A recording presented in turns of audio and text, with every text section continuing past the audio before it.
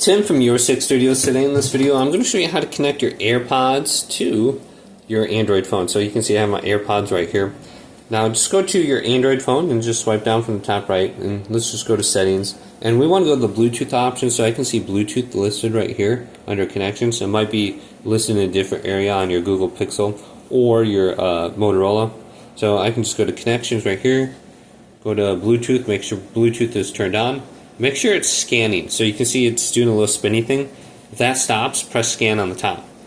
So go to your AirPods now, and a lot of times if you just open up the case just like this, they should show up on here. Now if they don't, you might have to go into a little bit more detail. So just hit scan now, you can see it's not scanning.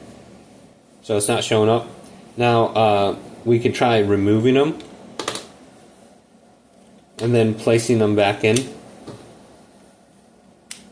Close the case, open up the case, and then there's a button on the back here too we can press, and we can hold that down. So they should show up on here now. Timothy's AirPods. Perfect. We can just tap that and go to pair. So they are connected for calls and audio. We can go to this under settings now, and we can see them in here. If we want to make it easier to bring this to a new device, we can just go to on pair right here.